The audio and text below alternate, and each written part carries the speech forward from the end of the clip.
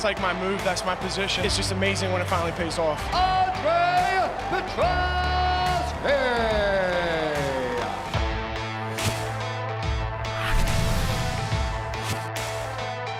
Welcome to UFC Unfiltered. Please tell me that's on video. I've never been happier. I'm made for a fucking podcast. We're dangerous. Listen to me, we're at it.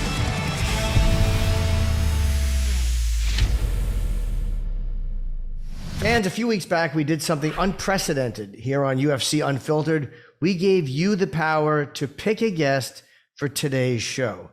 Via our partner, Socios, which is SOCIOS, you have voted and the results are in. The fan selection for today's guest was by a wide margin, not even close second, is our pal and close friend of the show, Megan Olivi. Check out the Socios app and Socios on Twitter for more UFC fun. Here we are on Unfiltered. Megan, welcome back. Hey, thank you. I mean, I'm always thrilled to be with you guys, but the fact that I won some sort of contest to be here is even cooler, I guess. Yeah, they don't tell us anything either. They just said Megan's on the show, which is always nice when somebody wins a contest who actually likes us. I'm happy that you won. No, me too. I also didn't know about the contest, so this is a very exciting time for all of us. Oh, they just told you that you were a winner? Yeah, yep. I just say that makes three of us, but I'm happy. All I know is it could have been delivered a little bit. No, Jimmy, you did it well, but all I know is by a very wide margin. All our other friends are going to be like, you know what? Oh, right. Well, I was just reading the copy. Hold on, let me see. Did I exaggerate? We love everybody. I don't think you exaggerated. I just think we have a friend. Well, listen, we have Megan, we have Joe as a friend, her husband. We can lose some friends. No, but the bottom line is this: Megan crushed them all. Let's be truthful. We have a lot of friends, but it wasn't even close. It was a destruction. I was trying to be polite by saying wide margin. Thank you, Jim. I appreciate it. You know, dominance sometimes has to reign, and that's what I did here. It really did. This was you were basically you were the Cowboys of the early '90s, the Lakers of the '80s. Kamaru Usman now. Yeah, exactly. You crushed everybody. So welcome back. Thank you for coming. Thanks for having me, guys.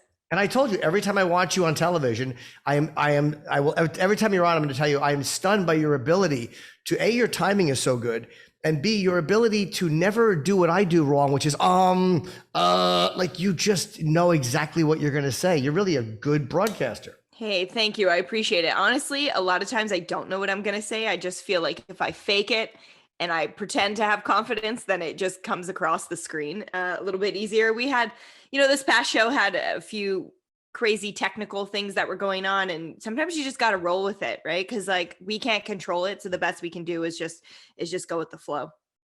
Now you said crazy technical things. You mean problems with cameras or sound or something? Yeah. I mean, our audio, for some reason, we had a lot of issues. It was an overnight load in. So that means we didn't have the full, 48 or 36 hours to really prepare for stuff. Guys showed up to the arena at 1 a.m. and then at 2:30 p.m. we were live with fights. And so sometimes, right, things can just get a little more challenging in those positions. So we had a lot of different audio issues, and then there were some graphic issues that went on, but everybody just tries their best. And when we see that, when you're the one on the screen or you're the one whose voice that people are hearing, you just kind of have to go with whatever you're seeing and try to make it as easy for the viewer as possible. Maybe I'm thinking of another fight. There was one, I may make very few mistakes that I ever noticed, but there was one where the wrong fighter was up, but I don't remember if that was this week or if it was last week, but I see it so infrequently. Yeah, no, our team they're almost perfect, but I think sometimes every once in a while, there's just so much going on and literal wires get crossed that it's when there is a mistake, it stands out more because we don't often make them. Well, listen, we're going to talk about the fights for sure. We're going to review that. Are you still doing your podcast? Let's talk about that. Becoming a fighter? Yes. Yeah. Is there another one? No. I figured that's what you're asking about. Yes. Yeah. Antonio and I, your very talented producer, we're actually just talking about the next episode, which we're hoping to record soon before you guys jumped on here. So fingers crossed there'll be a new episode soon. If I had it my way, we'd be doing one per week, but it's a big project and it takes a lot of hands on deck. So hopefully, fingers crossed, a new one coming soon. Oh, wait, I'm sorry, Jimmy. Antonio's your producer? Yes. Oh, how's your notes? Wait, he's your producer or? Yeah, Antonio and Matt are the show's producers. Oh, okay. Jimmy, don't you dare shit on our good friend Antonio. We love Antonio. I didn't say a word. I just didn't know what you were saying. So you're trying to get somebody together now? Yes. Okay. Listen, can I tell you guys? We have a couple minutes. Can I talk about my weekend? Do you mind? Sure. It was such a great weekend. Can I tell you? Yeah. Can I Please. freaking tell you? The espresso's kicking in. First of all, Jimmy, I did not get a congratulations on my wife's victory over the weekend. Well, I wanted to wait until you announced it. Fucking fuck. My wife had her second amateur kickboxing match in Brooklyn over the weekend, and she fucking did amazing. She won her fight. First, I forgot the girl's name, GV something or other. What a sweet girl from Queens. My wife's 38. She fought a 24-year-old girl from Queens, a tough girl, and she won. You know, I was there. My That's nice. My daughters were there. My family was there. Longo was there. It was great. It was such a great time. I'm not going to talk about it too. It was just me and you, Jimmy. Yes. Megan, thank God you're on the show because I'm not going to cry in front of you. I'm not. No, please do. You were proud though, Matt. You were proud. Jimmy, you got the shit because if it was just me and you, it'd probably come out. You were proud. I'm really happy we have a guest because I have to be like that scene in Jumanji with The Rock when he's like, don't. That's what I do. Well, can we ask you if it was a I think about decision? my wife, I get emotional. Was it a decision? It was a decision, but man, the girl was a ballsy girl, man. She was her chin was coming up a little, but she was just going after my wife, just going after her. And my wife was getting measured, doing uppercuts. And it's amazing to see because if you ever met my wife, which you have, Jimmy, Sure. she's a very sweet person. Very nice lady. How nervous were you, Matt? I was okay. But watching her succeed like that, like you were happy because you know the feeling she's getting to have after winning. Yes. Yeah. And then, you know, to see her going from just a hobby to lose weight between having on 3 girls to taking it seriously to falling in love with it. Next thing you know, she wants to try out a fight. She had a fight a couple of years ago and she won. And that was in Manhattan, Combat at the Capitale. Then this other event, came up, same promoter, Lou Neglia. Good. I used to fight for this guy back in the 90s, bro. Yeah. So you're very proud. Yeah, it's nice. You're really proud of her. I'm proud. Listen, it was great. I mean, because my daughters, they've been to my Hall of Fame thing. They seen me fight on but they never seen me fight live. Besides, you don't count that drunk in Vegas. Besides that, they never seen me fight live. So they get to see her fight. Yeah. They see Ann, Mrs. Serra fight. And it was fucking awesome, dude. It was really awesome. So I'm very, very proud of her. Yeah. And we'll leave it at that, Jimmy and Megan. So I wanted to just brag about her a little bit because it was, what a wild. As you should. It's wild. So, it was great. And then to cap it off, to make almost the perfect weekend, Well, first of all, we went to L&B's afterward. You ever go to L&B's? Well, Matt, I have a question for you. Did you know, did you sense that she was going to get the decision or was it a split decision or did you kind of say, no, she's got this? I'm sorry. No, it was 30-27 on all calls. Oh, okay. Yes. She won. But it's funny because she's like, and it was a slugfest. Longo talked about it on his Longo Minute on the Anakin and Florian podcast, and he called her a warrior because it was a slugfest the first 2 rounds because the girl was very ballsy. What a sweet girl. But she was going after her. And so my wife it was like a slugfest. So it was, but then that last round, she started really getting measured. And I love that. I told her this. What'd you tell her? You guys, I can listen. We saw Doctor Strange the next day, which is fucking great. See how I can get out of that? Really? Yeah, but what did you say to her though? Did you give her advice? I told her that it was very impressive how, she made corrections between the second and third round. She listened. She got more measured. And it's just wild to see, man. She got more measured. She started, one time she landed 2 left hooks in a row. She kicked around with the leg kick. It was just so wild to see. So it was very good, very emotional. And it was a very good night for the Serras. So yeah. Congrats to her. But yeah, so it was a great night. But anyway, Matt's a very sweet man when he talks about his family. Well, Oh, it's so beautiful. He's a nice man. Yeah, listen.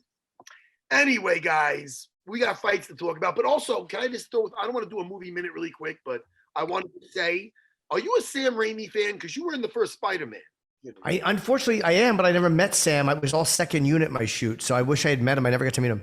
Are you a Sam Raimi fan? Are you familiar with Sam Raimi? Do you know who that is? Did he do the Evil Deads? He did the first first 3 Spider-Man movies. And he did Evil Dead? He did Evil Dead. Yeah, I like his work. Army of Darkness. No, I love Bruce Campbell too, yeah. Well, and he's like a horror movie guy. But Yeah, he's great. In the Spider-Man series. Well, he did this movie, Doctor Strange. Oh, okay. Something of Madness. The multiple, I forget the whole thing. Something of Madness. Doctor Strange movie. But I'll tell you, it was like a horror movie. Oh, it was violent. Scarlet Witch. Pardon my French. Killing motherfuckers. Killing them, Jimmy. Oh my goodness. And it was very dark. It was a hard PG-13, Jimmy. It sounds corny, but for a comic book movie, violent, like a horror movie. I'm surprised Disney had the balls to do it like this. Do I need to see the first one in order to enjoy this one?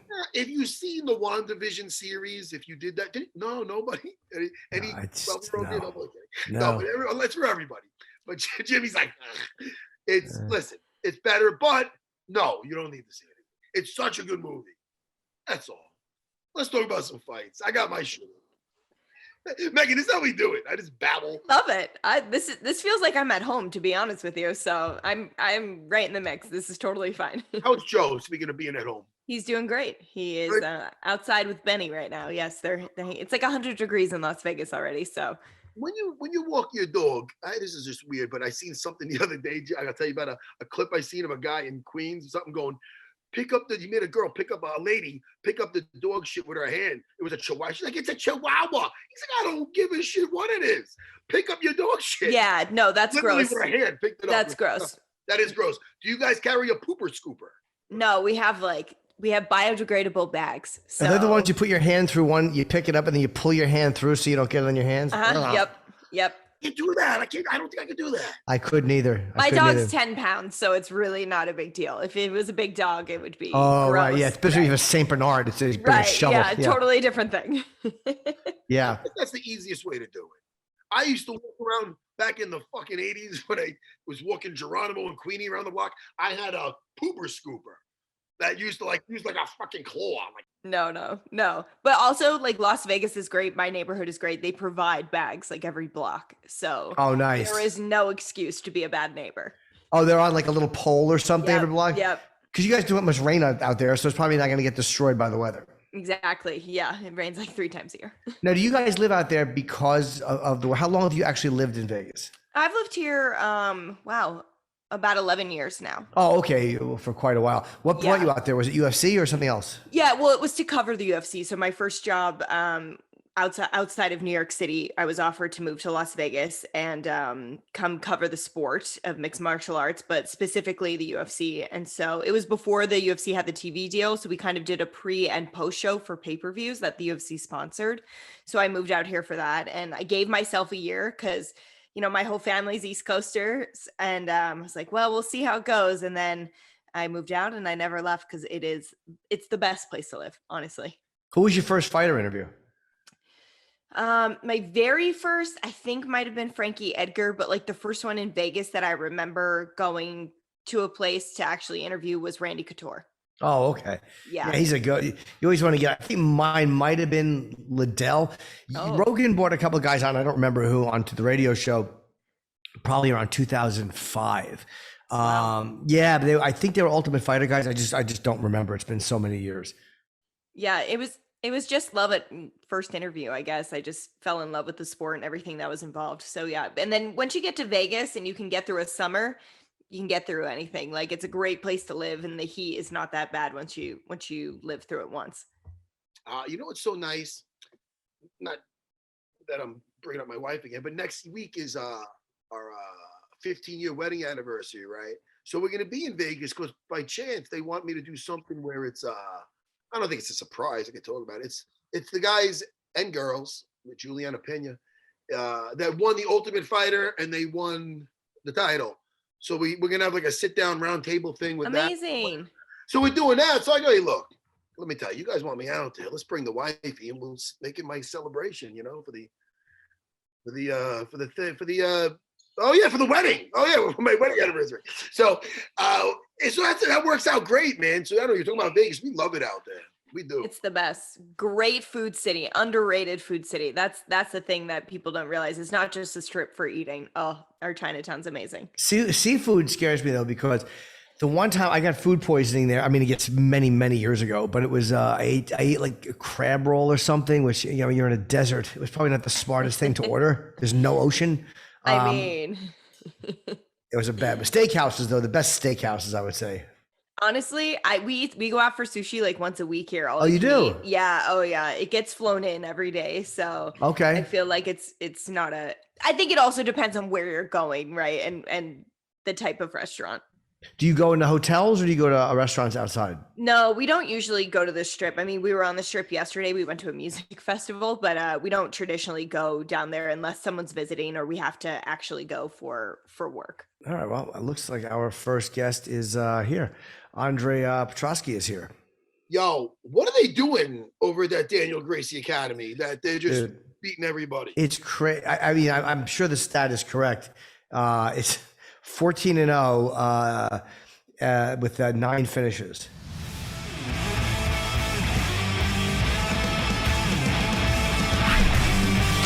There he is. Oh, that's a fucking Spartan beard if I ever saw one.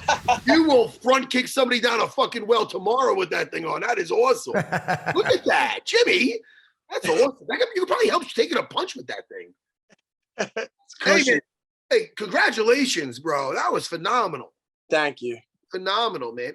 And first of all, even more phenomenal when it's for, I mean, that Nick Maximov, I was watching him like, man, this guy is looking well-rounded. I love the jiu-jitsu.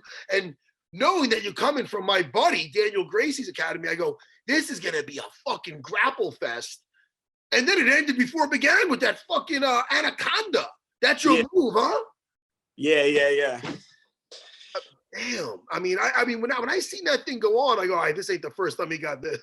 Fucking, his head looked like it was gonna snap off. Yeah, that's my move, man. I actually learned like that whole sequence. I have like a whole sequence that I do. I learned from Rener on the show, on The Ultimate Fighter. Oh shit, really? Yeah. He's got like a whole sequence. He goes from guillotine to anaconda to Dars. And you were the biggest, I think the biggest underdog on the card. And doesn't it just to show you like that, no matter how much people know about fights and know about betting, none of that really matters. Like everybody is wrong most of the time when it comes to picking fights. Yeah, I mean, I don't get it. I was kind of shocked. But as far as like, if you're looking at like from a betting standpoint, that does kind of happen. Like sometimes a lot of guys will get hype behind them and they'll be big favorites.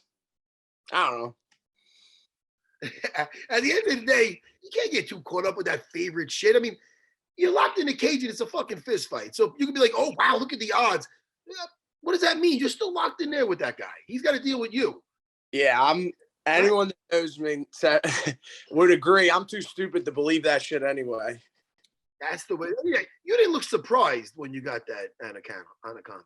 Nah, that's my position. I'm telling you, I've been working that whole sequence ever since the Ultimate Fighter. Let me ask you what's going on at that. We were just talking about it as you were coming in. You're doing something right over with at the Daniel Gracie Academy with that crew. I mean, 14-0. What is? I mean, I know we could chalk it up, hard work and all that good stuff, but what's going on over there? I think Daniel specifically is very good. Where I see him differently as far as like the Gracie goes is his jiu-jitsu translates to MMA very well. Like he's like it's more wrestling based jiu-jitsu, positional based jiu-jitsu, and he's very good at like incorporating the ground and pound with the jiu-jitsu. Go ahead, man. No, I was going to say, talking about your jujitsu, I mean, I was actually surprised by the call out afterwards of another great jujitsu practitioner, Gerald Meerschaert. What made you call him out? So I didn't like that he came out and said, you know, I want the easiest fights for the most amount of money. When I read that, I was just like, oh, like, I don't know. That's a bad look. Like, that's like a bully, you know? You just want to fight the easiest guys. Like, I don't know. I don't like bullies. Let me ask you though, do you think that he's just being really honest with the emotions of it? Like, do you think in a perfect world, everybody, I mean, you guys will fight anybody they put in front of you, but do you think in a perfect world, if every fighter at the end of it will go, yeah, I would love to take the easiest fights for the most money like that? Wouldn't that be the ideal situation? I think there's more to fighting than money. I think that at least I'll speak from my experience, like the legacy is more important, to be honest. Not that a dude shouldn't be able to fight and make money and feed his family. I totally understand that, but yeah, to me, like, you know what I mean? My legacy is more important. I totally respect that. And he might have said that. I didn't read Gerald said to say that. And I hear you, man. That was that could kind of, if you're when you're a fighter, that could kind of rub you wrong. But to his credit, the dude does fight anybody. He fought Khamzat and, you know, didn't go his way, but the guy does step up and he's always in a fun fight. That would be a phenomenal fight to watch. Yeah, I mean, and he's got like 50 fights. So, like, obviously he's been in there with some of the best guys for sure. And I enjoy his jiu-jitsu as well. So that, like, shit, man. If he watches out for that anaconda, maybe we'll see. Yeah, I've actually fought on cards with him before. My UFC debut in Vegas, he fought, the name's gonna slip me, but he fought a dude and pulled off a submission. He was like the biggest underdog on the card and pulled off a submission.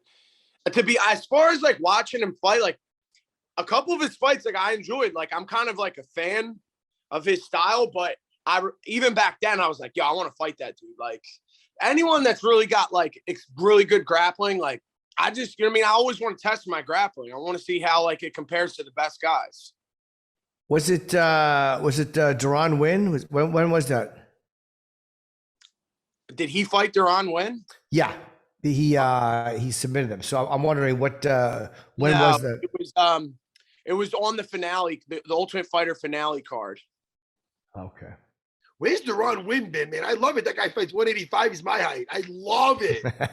Oh my God, I think I might be taller. The guy's in there fighting guys like 6 foot something. Yeah, he don't fight that much. Yeah. Hey, Andre, so how did you get started? For people that don't know, that didn't see you on the Ultimate Fighter or anything, how'd you get started? So I wrestled my whole life. My dad ran a karate gym and had some boxing. He wrestled at Penn State. So I kind of grew up, we just kind of watched it a lot, but I was always wrestling. I wrestled in college. I went to University of North Carolina, wrestled for Kerry Colott. And then when wrestling was over, I just started going to this jiu-jitsu school and I just immediately fell in love. I love jiu-jitsu. I wouldn't say my first love, but I really did fall in love with it and became obsessed with it. And then there was a guy at my gym that had a fight. He was getting ready for a fight. And I was like, yo, how do you get a fight? He's like, just message this guy. So I messaged the guy. It was actually my coach now, Jonathan Webb.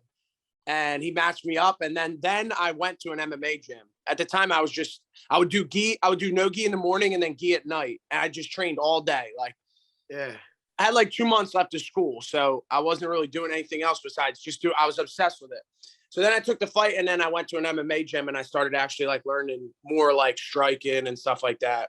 Is this Philly? You grew up in Philly? Yeah. Go ahead. No, go ahead. I was saying we talked to somebody else from Philly recently. It's amazing how many great fighters, boxers, MMA guys come out of that city. That city really breeds really good fighters, and I'm not sure why. Did you fight a lot growing up in school? Yeah, got kicked out of a couple schools. Oh, okay. Yeah, sure. Shit happens. Yeah. It's also a great wrestling community there. Yeah, Pennsylvania and New Jersey is like prime for high school wrestling. We have some of the best wrestlers coming out of our states for sure. Do you still watch NCAAs or anything? Yeah, absolutely. Absolutely. I still wrestle. I was training at Rutgers with their team a lot. They got like Miles Martin, a couple other tough kids up there. But I would go up there once, at least every other week and just wrestle, just strictly wrestle. Because this was the first wrestler that I had prepared for. And it was good to get back to some of those roots. What is the process when you're training and you say, you know what, I want to go to Rutgers and train with some of the wrestlers? What do you do? Do you reach out to the school or do you have somebody do it? How does that work? So when I was at UNC, one of my teammates, his name was Kyle Kiss. He's the coach. He's one of the assistant coaches at Rutgers now. So he had reached out to me previously and was like, hey, like, you know, we got to get you in the room, come up here, get some wrestling in. So then a couple months later, when I was like, yo, I'm fighting a wrestler, he's like, come on up, you know? So, you know, shout out to them, Jeff Buxton, Goodale. There's some good, they were super welcoming to me. And could you feel Maximov go out? Did you feel him go out when you were choking him? I had the anaconda and, you know, he didn't really, if you look at the breakdown, I saw someone else did a breakdown, but he didn't really defend it right. Like he was circling into me. He was running his feet into me. He wasn't trying to like post on the hips or like create space. But at one point he did start grabbing at my hands to try to break the lock. And he like grabbed my hand. I felt him grab my hand. And that's when I kind of squeezed tighter. And then he just like let go of my hand. And that's when I knew that he had gone out. And I said it like 3 times. I was like, yo, he's out. He's out. And then they finally stopped it. Wow, it's vicious. Let me ask you, as a jiu-jitsu guy, and you love jiu-jitsu so much like myself, what do you think of the new, you know, innovation with the leg locks? Everything which is old is new, I understand, but, you know, the latest craze with the leg lock. What do you think about that? And in MMA, I could point to cases where Ryan Hall, Gary Tonin, even though he got caught, but they both got caught, but they both also executed high-level Ashigarami attacks in MMA. What do you think about that in MMA and in general? I love leg locks. I think like it's a very interesting you know, part of jiu-jitsu that you can spend a lot of time like growing in for sure. I don't love it in jiu-jitsu just for the fact that you see these guys and that's all they want. And then they're boot scooting and it's just destroying like watching the sport of jiu-jitsu because the guy's just sitting in half guard and he's not like once he doesn't get it the first or second time, he just continues to go for it rather than like, all right, like let's try something different because I'm like, you see, it's the same thing with the Craig Jones, Sean Brady match. Like Craig sat in half guard waiting for an opportunity rather than like, all right, like this isn't working. Let's do something different. What does boot scooting mean? I've never heard that term. Like pulling guard, sitting to his ass and like not engaging as far as like trying to come up on top. Like that's not realistic to a fight. You know what I mean? Picture like a doggy cleaning his butt, Jim. Don't picture me doing that. Get that out of your head. So Matt, I got to tell you something. So yes. I have this wrestling coach and he was like, do you want to be like the world champion, blah, blah, blah. And I was always like, you know, like that sounds cool and all, but like, I would much rather be like the guy that like knocks off the world champion, the guy that comes out as the huge underdog and goes out and beats the world champion. And I always bring up your name. I was like, when he beat GSP, like, I was like, dude, that's like the shit. Like, I want to do like the underdog. I want to shock the world type shit. Being the fucking world champion, there's a lot of stress. Like, you got the target on your back the whole time. 100%. I tell you, I'm way better as being the underdog, taking the guy off the throne, than fucking running the shit on the throne. I'm like, when I saw the odds came out and I was plus 300, I was like, let's fucking go. This kid's gonna be feeling pressure. You did this the other night. You were the biggest underdog on that card. So you did the same thing the other night, bro. Hell yeah. He was undefeated, that kid. You gave him his first loss. He was 8-0. That's big, bro. That is big. That's step up, man. Thank you, brother. It means a lot. I mean, Did you? Go ahead, man. Oh no, I was gonna say, did you know about like the Diaz connection? Like, did you care about that at all? Of course. I mean, I don't want to talk shit, but if I want to learn how to fight, I'm not going there. That's for sure. I mean, they're tough and their style works like, well, I wouldn't even say it works, but it works for them. But I don't know. I don't think technically that's, am I wrong? Am I saying anything wrong here? No, I mean, It's not your style. I can't picture you fighting like Nate Diaz or Nick Diaz, but I can't picture them fighting like you either. It's who you are. So it's not a bad thing at all. You know what I mean? But you're in a perfect being, you know, with your grappling background to be with Daniel Gracie. And I like what you said before about his jiu-jitsu there. The positional based with the ground and pound, like what you were talking about with the leg locks. I can't watch I don't like jiu-jitsu competitions, and I love jiu-jitsu. It's my life. And I'm thinking, I'm like, why do I not like it as much? Because in the past, even though jiu-jitsu's never been more effective, and these leg locks, dude, they're fucking awesome. They are awesome when used correctly. But I'm like, before it used to be guys used to fight for position. Now guys are avoiding good positions like mount for MMA, which is phenomenal. I always want my guys to get a superior. If you're not getting a submission, you get that. You get a mount, a devastating mount. Get back, keep improving your position. Guys don't want to get mount anymore because on bottom, if they make a little bit of space, especially no gi, they're on your legs. Yeah. So guys are avoiding the mount. Yeah. Then you don't get that Hicks and Gracie or Aljo Sterling type mount where then, because they're not used to keeping it because they're not achieving it. I don't. Now I'm ranting about. No, I agree. So I was the same way. I never wanted mount. I would always rather have side control and work for a crucifix. And even from the back, I didn't want to throw my hooks in. I wanted to stay in turtle and ground and pound for turtle. That's a wrestling thing. That's it. Yeah, 100%. And then when I was on the Ultimate Fighter, Rener, traditional jiu-jitsu background was like, no, we're going to start working on this mount position. Like, you don't want to abandon mount for the rest of your career. Let's start working it out. And I actually have been spending more time from there. Yeah. And like once in a while, I still get a guy that's real wiry that can throw his legs over.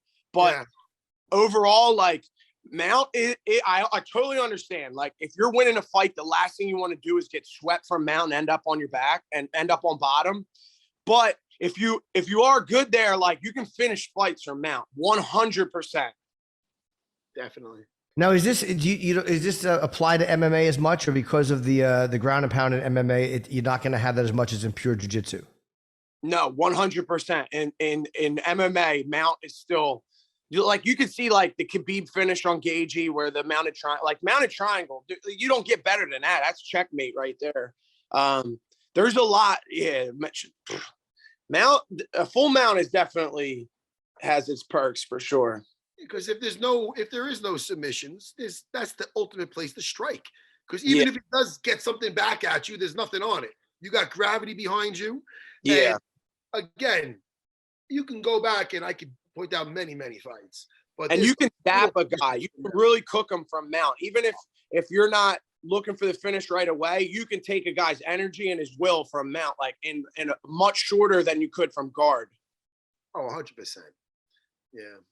I think it's so cool that you took so much from the Ultimate Fighter. We don't always hear contestants on the show talk about the coaching staffs in that way. And you've mentioned it a couple of times, what you experienced there and how it benefited you. And I just think that's really great that you had that type of stay on the show because not everyone does. Yeah, I was really lucky. So for one, I don't really cut like a lot of weight. Well, this one was a little bit more, but on the show, my weight was really good. One, and two, the scenario was Brian circled us up and was like, who wants to fight first? And I was like one of the only ones that raised my hand. So he let me pick who I wanted to fight. I fought first week and I had all that time off in between. So and I was healthy. So that whole time in between, everyone else is cutting weight or they're hurt or they're getting ready for fight. And every day Rener would come in and be like, hey, who wants to work? And I got to get on the treadmill. I got to cut weight. Oh, I'm hurt, blah, blah, blah. So every day it was just me and him. He would give me like 2-hour seminars, 2-hour privates every day. I was just working jiu-jitsu with Rener. It was like, I can't tell you like, and I was like, how much would this cost? Like that, it was like thousands of dollars I would have had to have spent to get that type of work with Rener Gracie. And he's like very traditional based. And I'm like very wrestling positional based. He's traditional jiu-jitsu, but his coaching style was like, he's so enthusiastic. I always say he's the perfect guy for that Shark Tank. Oh, he was great on that when he did his sweatshirt thing. Yeah. Hoodie thing. And there's very few people. Look, I'm like at ADD as it gets. Like there's very few people that can keep my attention for like an hour and a half to teach me jiu-jitsu for an hour and a half straight. And he's one of them. Yeah. No, I always like anything he's doing. I always like his breakdowns and yeah, he's very like energetic. You know? It's kind of like you, honestly. Yeah, a more sane version of me. Yeah. Not as good looking, but yeah. But a lot taller. And before you started fighting and actually knowing you were going to make a living at, where did you think you were going to wind up, or what did you plan on doing? Dude, I love, like, I could do blue collar work. Like I love that shit. I love being around like labor work. I genuinely enjoy that, especially if we're outside. But I never had a plan B, to be honest with you. I've been doing this literally, like I haven't taken a year off of competing since I was 4 years old. Like, no bullshit. I've never taken a year off. Like, I've been in this shit for so long. It's all I know. There's something good about that, I feel. Because I never had a net either. I never had a plan B for circumstances that were whatever. Like, you know, I mean, so it's like, it gives you a different type of drive. It's like, yo, I have to make this shit work. You know what I mean? Yeah. I mean, at the end of the day, yes, like, I do know, like, no matter what happens, like, I'll be good. Like, I can fucking work. I was born on the fucking 30-yard line. Like, I know that. Like, I can talk, I can work. I work my ass off. Like, I'll be successful no matter what I do. You know what I mean? So I'll always be okay. But this was always like the dream. You know what I mean? I prayed to live the life that I live today, like, so many times. Like, I spent so much time praying for this life I have right now. Yeah, it's weird. Not leaving a safety net is really important in a way, because everybody wants to quit sometimes. There's always things with my job where I'm like, I just wanted to get out. But then I'm like, oh, wait, you didn't graduate high school. You got nothing. Like, so it is that sometimes the thing that makes people quit or stay is sometimes when you're like, this is the only option. I have to stay. And I think that probably keeps people, when they want to leave, they can't. Yeah, I mean, fighting for sure. And competition, I'll say, in general, fills like a significant void for me that I don't really know any other way to fill, to be honest. Yeah, Jimmy was fucking comic, male gigolo. He was like, yeah. And then he goes, I'm going to go comic. Yeah, but then I realized when I'm a gigolo, people laugh. I can see the male gigolo, honestly. Thank you. We saw that Rob Snyder movie back in the day, and it gave him weird ideas. Yeah. But yeah. Listen, Andre, we gotta. Our next guest is waiting for us. But really good talking to you, man. That was a great fight and a really, really impressive win. And I'm sure we're gonna see a lot more of you. And we'll definitely talk to you again if you wish to come back. I appreciate it. Thanks for having me, guys. Congrats. Tell Daniel I said hello. I will. I love that Daniel Gracie, dude. Daniel Gracie, I'm 47 now, 23 years old, gringo off in the airport at fucking Rio de Janeiro. He picked me up. I never met him before. He's Henzo's cousin. Big dude, sweetheart. I was nobody. I had no name. I didn't do anything. He was a purple belt. Took me back and forth to the academy. Sweetheart of a guy. I'm friends with him to this day. So that's how you know a guy's a good person. He had nothing to gain from taking care of me out there, you know? Shows his character. What a great guy, that guy.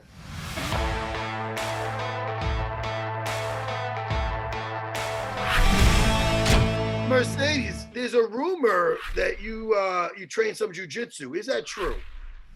That's true. That's what I'm talking about. I like you already. But how long have you been training jiu-jitsu? So actually started like mixed martial arts in general, and I would say like 2010. And I met Jay Glazer, I would say in the off season. Well, actually it was right before I went to the Pro Bowl, and he happened to be in Hawaii with Chuck Liddell. And my first experience of walking in a dojo and doing all of that was with Chuck Liddell and Rener Couture. And this was in 2010. So they were both still kind of getting after it, still working out. Yeah, that's wild. And then I started training jiu-jitsu, I would say in 2015, 16 with John Lewis. John Lewis, another old school guy, John Lewis. Yeah. That's a pioneer. Yeah. He fought Carlson Gracie Jr. in an event that I don't even know what it was called. Maybe Extreme Fighting, I believe it was called. Yeah. Back in I'm talking like 94 or 95 or something. This is some old school stuff. And John Lewis used to let me use his place. He had a jiu-jitsu school. It was Lewis and Pettidaris. And it was he used to let me use that to warm up for fights when I was in Vegas. That's crazy that you've been in this a while. Yeah, so I mean it's something that, you know, people always ask me, like, obviously when they see me train and they come in and watch me, asking me about if I do like fights and stuff like that, and I always tell them, like, obviously, you know, I'm going into my 17th year in the NFL. So if it was a situation where, you know, I only played 2 years or only played 3 years, and I really give it the attention that it needed, actually develop and like really put my mind there, then I probably would have did it. But I mean, I'm 17 years in. I do it for, I do it for to stay in amazing shape. I do it for, because I love the challenge, and it's something that allows me to compete with what I'm capable of, Is there something about it? Oh, sorry, you're in a team sport, and is there something about like in a team sport, it's you and 8 other guys or whatever, but this is something you can just kind of win or lose on your own? Yeah, I mean, and just like you were saying, Matt was saying, the jiu-jitsu part of it is, the reason why I love that, because there's always an answer, right? And you know exactly where you went wrong. It's like, it's just a little different as far as the competition part of it. Obviously football is the ultimate team sport, and it's something that I've been doing since I was 7. And so obviously I love that aspect of it, but being able to compete with what, I'm able to do in that given moment is what turned me onto it. Do you have a belt in jiu-jitsu or? No. So I literally, because it was 4 months out of every off season, I would be here and I would go back. I just hadn't had the time to really sink my teeth in it. And then right before COVID, I got my gi, all of that.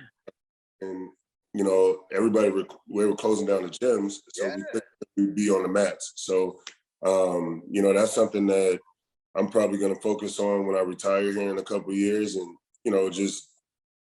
just go ahead and get after it, man. But obviously when you're watching the fights, you've done enough jiu-jitsu where you're recognizing all the positions. Oh yeah.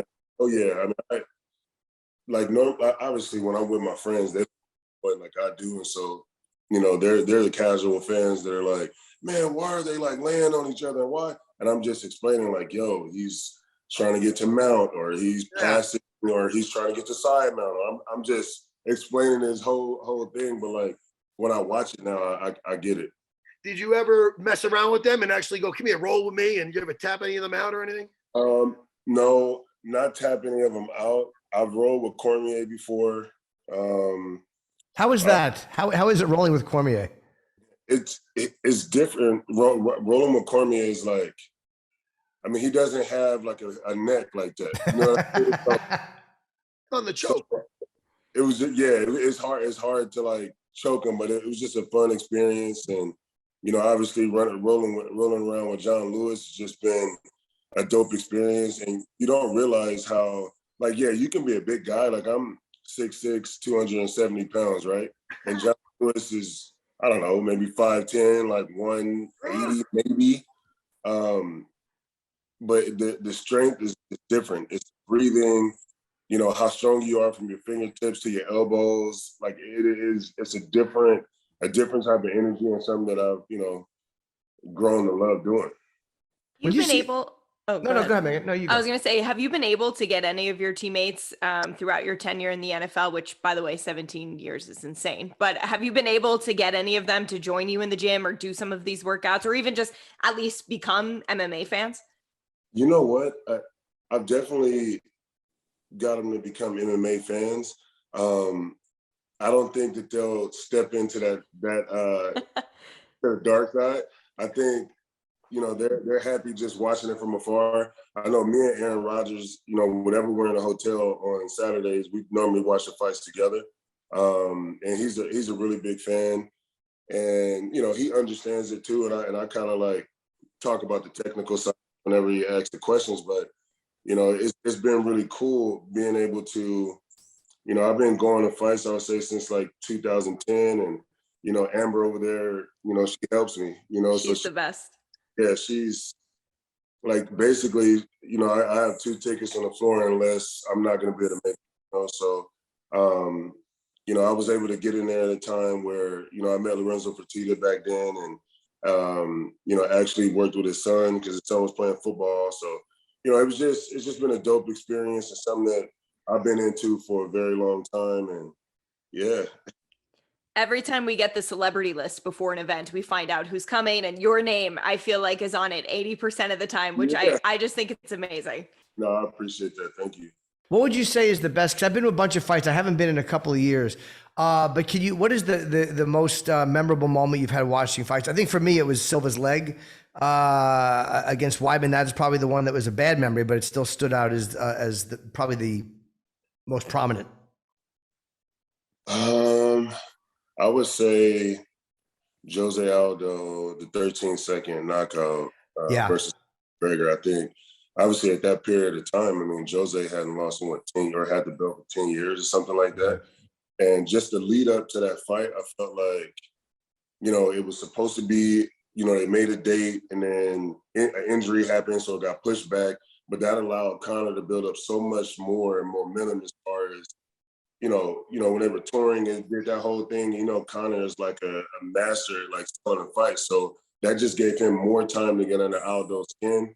And I think once that fight started, it was just so much energy that Aldo wanted to get out, and he rushed the process, and that kind of ended that. And I feel like if he had a chance to do it over, I don't think he would have approached it that way and kind of took his time.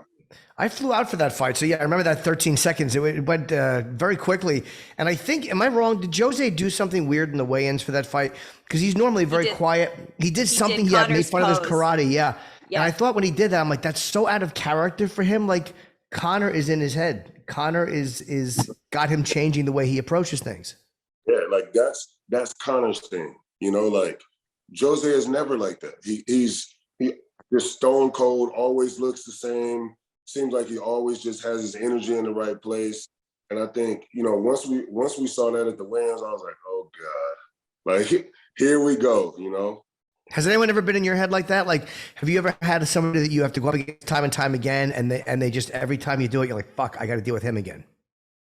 Not in a way to where I couldn't control my thoughts. I think, you know, that's a good question. Like in football, obviously it's team versus team, but I don't even look at the team we're playing. I look at what linebacker or what defensive end I'm going to be blocking that day, right? Because that's 60 minutes of like, just, this is me and you. And it's the ultimate team sport, but you have to win your individual battle to give your team a chance to win that game. And, you know, obviously going into my 17th year, I've been able to do that at a very high level. And it's just always try to minimize it as much as possible and make it smaller than what it really is. And I've been able to do that. So never in my head to where I'm, you know, keeping me up at night, but definitely a healthy fear knowing that, you know, I'm gonna have to bring my hard hat tomorrow. When you look at a career, like you look at a guy like Greg Hardy, who I love it, and I thought it was great. He played football, and then he comes out and he's, you know, he's a devastating puncher. And do you ever look at that and go, like, even though you love what you're doing, did you ever let yourself just daydream and go, fuck, that would have been nice too, to kind of split and have 50-50? Yeah, I mean, like I was saying earlier, if it was something that, you know, I was going into year 3 and I didn't want to do this really anymore, or, you know, I was bouncing around the league in year 4 and, you know, I can't find a team to stay on and I'm always on a bubble and I just want to take my interest elsewhere, then it would have been possibly something that I would have wanted to do. But, you know, I enjoy, you know, being very enthused about the sport, being able to train, meet a lot of the guys that I've met. Like, you know, I've met a lot of guys that are champions now before they were champions, you know, and it's cool to kind of build that relationship. And, you know, we just, whether it's talking mental, the mindset before fights, it's the same for me during games. So we kind of share that conversation back and forth to get each other prepared. This is kind of a weird question, but I like to ask bigger guys this because I like to ask our heavyweights this. Because you're 6'6" and, you know, you walk down the street and you know that, all right, well, I could punch any of these people and it'd be fine. If you were going to get into the octagon and you could be anyone from a flyweight or a strawweight all the way up, like whose fighting style do you love to watch? And you're like, hey, if I was smaller, this would be so fun. Oh my gosh. This is awesome. That's a fun question. Yeah. I love Figueroa. Ooh. I think his style, he's tough. I'm a little salty over that answer, but okay. Yeah. Oh, shit. Oh, out of everybody. Holy shit. Now you're not talking. He's just, cool. I think just his grit, you know, his grit. I think my favorite fighter has been Jose Aldo, though. You know, I mean, obviously he was in featherweight, but he was my favorite for 15 years. Even when he was WEC, you know what I mean? He was just a guy. That's a great question, but it's a hard question because I like being able to be like, okay, I like a little bit here and I like a little bit there. Do you like Jose? Obviously, his demeanor is great. I wish that he hadn't gotten so far away from the kick. His kicking is probably what made me love him so much. I love guys that beat up legs. Him, Edson Barboza, just, Gaethje when he's kicking legs. What was it about him that you liked? Was that something that you liked about him, or was there a style, or was it more of a personality thing? It was the fact that he could stand in the pocket and trade and check kicks and return kicks and not blink. Like, he saw everything. This is when he was just walking dudes down. He doesn't have like a real bouncy style. It's just like, I'm walking forward inch by inch. I'm figuring out what my distance is. And then it's literally like left hook, right kick, jab, cross, left kick. Like, kept being able to counter with, like, he was nasty when he was able to mix all of that in. He's been looking nasty lately. So now I have a question for you. We've seen, we know it went 13 seconds with Conor the first time, but look, not for anything, a minute or couple minutes and change, whatever it was, with Dustin Poirier and Conor the first match, and then look at how the next two fights went. How do you think a rematch between Conor McGregor and Jose Aldo goes? I think if Jose Aldo has made friends with his demons, I think it's more of a chess match. I think obviously Conor, he's a master of distance, and I don't think he'll get into like one of those barn burners with him, because Jose does pack a punch. But I think, and a kid, I think Conor, that would be a really, really close fight. And it depends if it's a 3-round fight or if it goes 5 rounds. If it's 3 rounds, I'm leaning more towards Jose. If it's 5 rounds, I don't know. Yeah, I mean, Conor's lost 3 out of 4 though, and the one he won, which was Cowboy. I mean, it was he still won the fight, but it was the shoulder. It's also got to be hard to be as motivated when you have had this success financially. It's got to be hard after the Mayweather fight, and he sold proper 12. I think it's got to be difficult to make yourself get in the gym every day and cut weight and do all that shit. I think I would definitely take Jose in that fight just for that reason. I think he's addicted to the attention, though. I don't think he's going anywhere yet. I think he likes the attention. I hope so. I love watching him fight. Who do you think he fights next? I'll say it again because everyone's sick of hearing it, but him against Gaethje is the fight that I really would like to see. Just stylistically, I would love to see those two fight. I don't know if that happens now, though. Yeah, I would say either Gaethje or Chandler. I was going to say Chandler. Very good. I like What that. about Tony? Do we think we see him against Tony? I'd watch it. Shit. Like before Tony had, the losing streak, like I felt like Tony had so much positive momentum. And this is when, obviously he was on the rise. He was cutting people up from the bottom. Like, he was doing his thing. It was either you getting cut up from the bottom by Tony or a Darce, or he's rolling out of that and he's really whipping people. And I felt like that would have been a perfect time to do it. I don't know if that's the kind of fight that Conor comes back to, right? Like, Tony's on the losing streak, but he's one of the GOATs, you know what I mean? Like, Tony is nasty. AG, nasty. Like, I don't know if that's the type of fight that Conor comes back to. And what weight? I think that's also important because he's looking huge, and I think 170 might be a better fit for him at this point in his physique. Agreed. I know, what was it? Chandler said something about potentially going up to 170 if he wants to do that because he's tired of cutting weight too.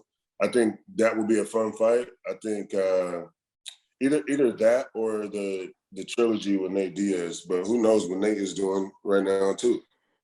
And can I just say in Tony's on his behalf there, like you know, people giving him a lot of shit because he got that foot to the face, which was devastating. Yeah. But he was looking good in that first round. He sure was. He was tagging him. He made first contact. He made his nose nice and red, and he was looking good. He looked good that first round. So it's not like, you know, he went in there and he was just getting outclassed all around. And it's, you know, I'd like to see him again. It's not like I saw that fight and said, oh my God, he better hang it up. Nobody wants to see anybody get hurt like too much and put their lights put out too much. But I'll tell you right now, that first round showed me something. So. No, yeah, I was sitting with Brian and his fiance. He was like right behind me, and Brian and I mean, we've known each other now for like 5 years from LA. And so we were talking about the fights back and forth, and you know, he was just talking to me about when Tony was just walking out. When he was walking out to the octagon, he just had different energy. He looked focused. He got in there, and it just seemed like he had his swagger back at that moment. And you know, like you were saying, in the beginning of that first round, he's touching him up. You know, footwork looked amazing. Like I thought it was going to be one of those nights. And like once he touched him up a couple of times, I thought it was going to be one of those nights like where Chandler had to be like, okay, this is going to be one of them ones that, you know, I've watched Tony have in the past. And that was Brian Ortega you were talking to? Yeah. I'll tell you, his girlfriend, is it girlfriend or fiance? I'm not trying to speed things up, but what is it? You know? Megan, do you know? What is it? I think they're engaged. Tracy Cortez. Okay. All right. Then I'll say his fiance, Tracy Cortez. Let me tell you something. I just because you brought up Brian, I was so impressed with her ground and pound in her last fight. The girl's name escapes me who she fought. I'm sorry. I don't know if you know, Megan. I'm sorry to throw it at you. I honestly forget it. Everything goes out of my brain. It was an early prelim, but I was just because I was going over similar with one of my fighters, Dylan, the other day, where this girl was going for nasty arm locks on bottom. Melissa Gatto. Yes, Melissa Gatto. And Tracy was ground and pounding, and then it looks like her arm's going to get caught, and she would pelvis posture up, get out of it, and then come back with vicious ground and pound. It's just been in my head, and I thought it was brilliant. So I don't know. That's just my ADD kicking in, but what a good fight that was. Yeah. It was a really good fight, and it just surprised me because I felt like the girl she was fighting was like maybe a naturally bigger girl, and when she was going for those submissions and then she like picked her up, I was like, whoa, okay, this is the type of fight this is gonna be. Yeah, so it definitely surprised me as well. No, what was your favorite fight on that card? Charles Oliveira, man, and mind you, like. Just his aura, I don't know what it is about him. It looks like he just knows something that we don't. And you're talking about a guy that, you know, the scale situation, got booed, took some of his purse, the belt, didn't get the belt. And fighting the enemy territory. He went out there and just this is it. This is my moment. Right. And the way he did that, and people were talking about, you know, obviously with the submissions and all of that stuff, he got there with these. That fight, he got there with these. Like that was the way he was able to take the back. And like he's just so technical with his hands, and he goes forward with that lead leg, and he's just nasty. What do you think they do, Matt? What do you think they do with the lightweight belt? Because Oliveira is kind of indicating he wants to wait. So, like, which I think is not a good move if he doesn't need to wait. Do they Makhachev against Chandler? What do they do in the meantime? I don't think they're going to wait until November. I think they fight somebody before. If it's not going to be Oliveira, who are they going to put to fight for the belt? Very interesting. I mean, who do you guys think? Who's right there? It's Makhachev against Oliveira, I think, would be the next logical fight. That's the obvious fight to make. But I'm saying if Charles doesn't want to fight, what do they do? I mean, do they do Dariush? Do they do Dariush and Makhachev for the interim, and then bring Oliveira back to unify it? I don't think why would there be a reason to There is no interim. Is there going to be an interim belt or a regular belt? There's no reason for that shit. Why would Belt's vacated. Oh, what am I saying? Yeah, the belt is vacated. What am I saying? But yeah, so that's why I was saying he should defend it, because if he doesn't, they might put. Well, he should fight for the belt next fight. So there should be. I think Charles was saying that Bernil and Islam should fight, and then he'll fight the winner. That's what he's saying. What I like about Islam versus Charles Oliveira is the difference is, now, what you were just talking about, Marcedes, was correct. This did get him the title and had him reclaim the title. It was his striking. But the difference between his fight with Dustin Poirier and him, and the difference between his fight with Justin Gaethje and his jiu-jitsu, because they both, Dustin and Justin, twice both hurt him to the point where he had to go to his back. He was over. So they hurt him more standing up. So what was the difference? They're not following him down because they're scared to death. They don't have that same luxury. If Justin, when he gets on wobbly legs, he can't go to his back and say, all right, no, because then Justin, Charles will follow him down and submit him. So he's not doing that. The second he got hurt, safety mechanism. I'm on my back. Let me get my wits.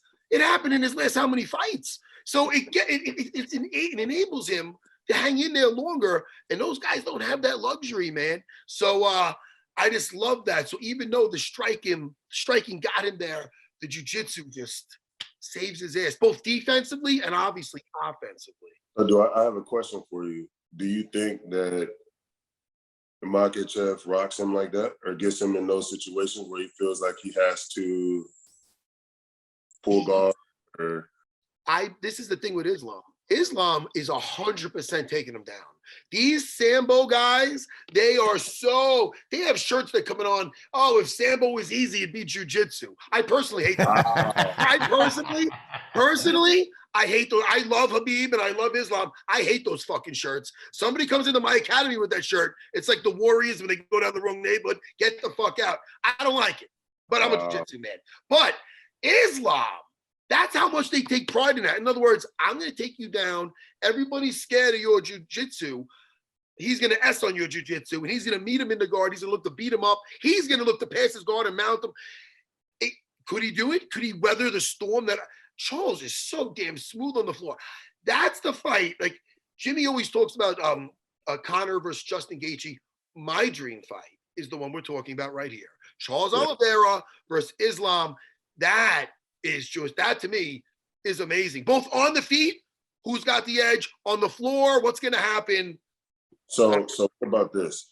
So I know Charles got a lot of flack for saying that Makhachev needs to fight one more fight. Yes. So, when you're the champion or in position, obviously he's a champion just without the belt right now, right? When you're in that position, isn't it about taking less damage and getting more money? And so when he knows that like that's going to be the toughest fight. We know that. But as far as like on the money side of it, like to the casual fan, nobody knows who Islam is, right? And so like the building up of that fight is like, you know what I mean? Like I just feel like he thinks you understand it, yeah. Yeah, he needs to fight somebody that's like in that top 5 to kind of build that. It's true, but you got to think if this pay-per-view buys and he's got a part of that, and all the Russians are getting that shit. I don't know, man. I think it might be pretty big.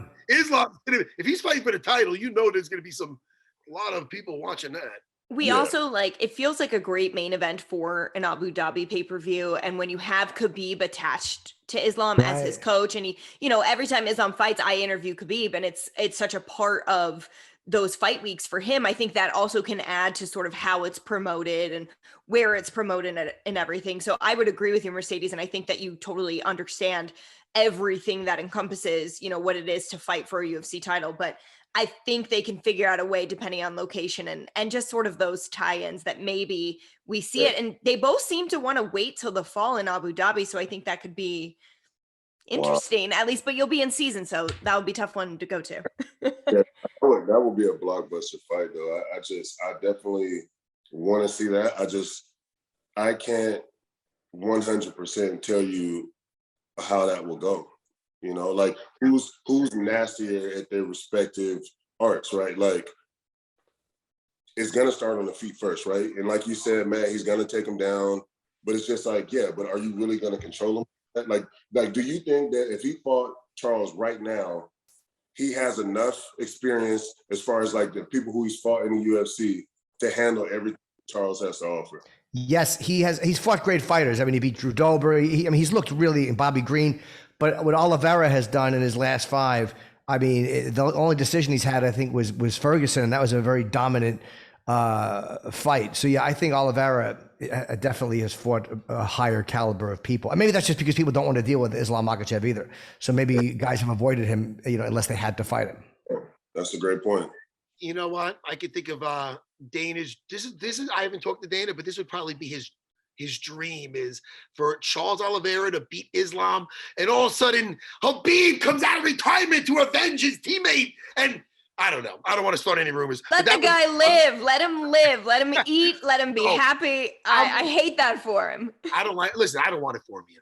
But I'm just saying that is. No, I want it for me. I'm a selfish fan. I want it for me. I want to see him fight Oliveira because I think that would be just an incredible fight.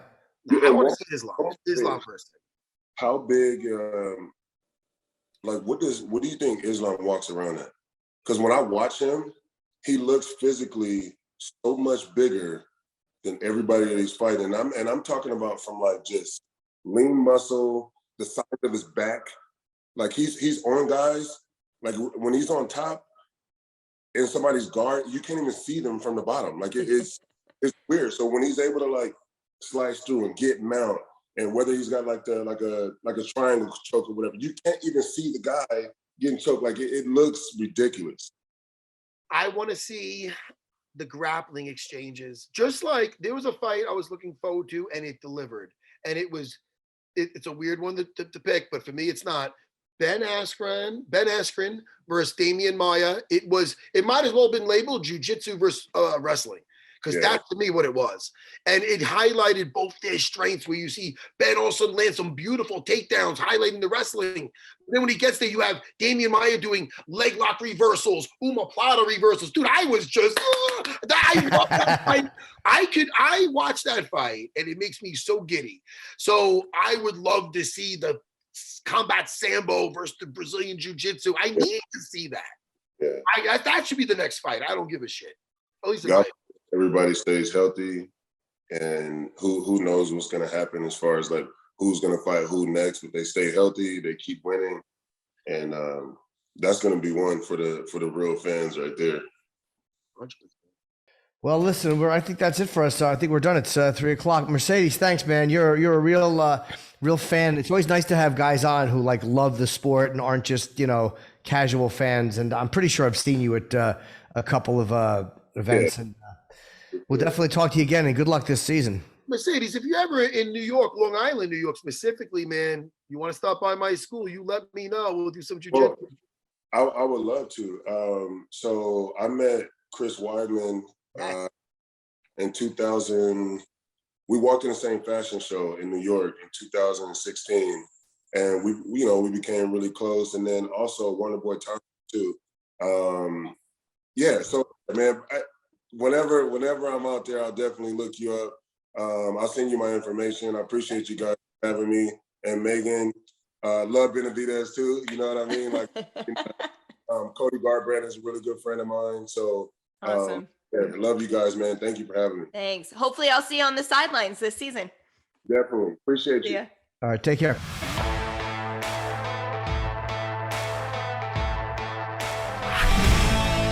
I like it. Yeah. Great. Real fan is too. At so many fights, and he's there early on, which that's how you know, right? Like the celebrity section doesn't really get full until the pay-per-view starts, but he's there early because he cares, he knows the fighters, he likes the fights. I just think that really shows who somebody is as a fan. Well, first of all, you get people when you ask if they're fans, they go, yeah, I got into it when Conor McGregor came aboard. And now you get a guy like Marcedes bringing up pioneers like John Lewis. John Lewis, people might remember him by getting left hooked by Jens Pulver and getting knocked out. I prefer to bring up a fight with him versus Lowell Anderson.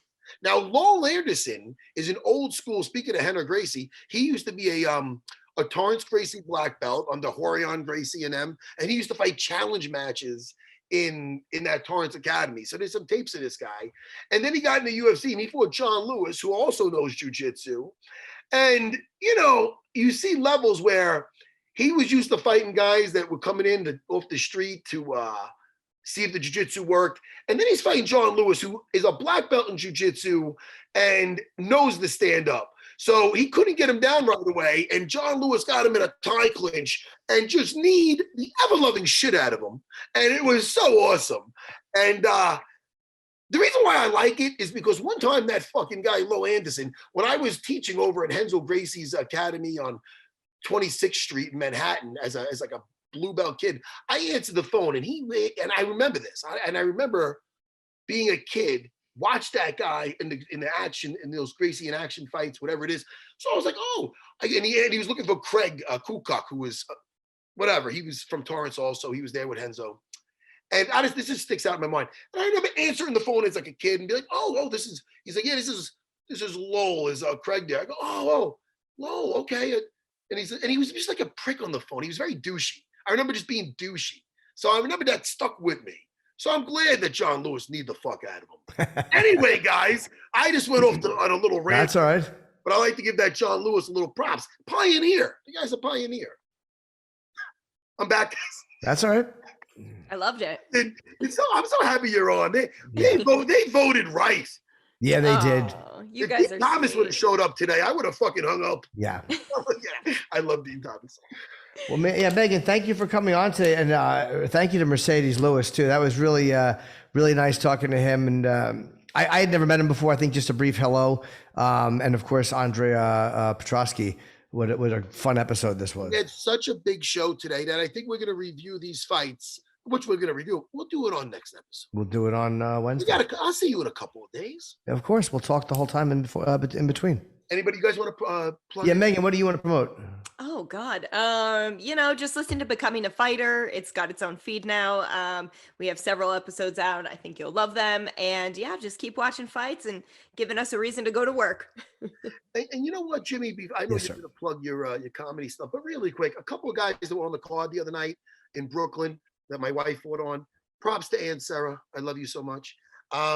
Also, Jacob Martin, this little wrestling kid that's been with me. He's with me in Longo now. He had his first amateur fight. He did fucking phenomenal. He's a little I like him because he's shorter than me and he's fucking a tough little. And also, hey, Tony, get the fuck out. I'm doing my plugs. And also, sorry guys, I got ADD and I see this guy with a beard pop on. Also, really quick, Zach Lowe and Del Ali Matthews. They're trained under my black belt, John Manimal. We call him Manimal, John Beneducci. But what a fucking, these two guys, he brought these guys up. They fought the other night. One won, one lost. But they're nice kids. I like them. And that's it for me, Jimmy. I talk a lot, Megan. I love it. Yeah, that's what we should do on a podcast. Oh, on my shadow box. Jimmy, what do you want to plug? Just go to my website. I got Jim Thorpe, PA. I got Delaware. I got Denver. I got New Jersey. And every Wednesday in June, I will be at the Fat Black Pussycat here in New York, working out my hour around the corner from the Comedy Cellar. So that's it. Thank you, Megan, very much. Thank you guys so much. You're the best. I love you. And call me anytime. All right, we'll talk to you soon. You're always great having you. See ya. Thanks. Bye, everyone.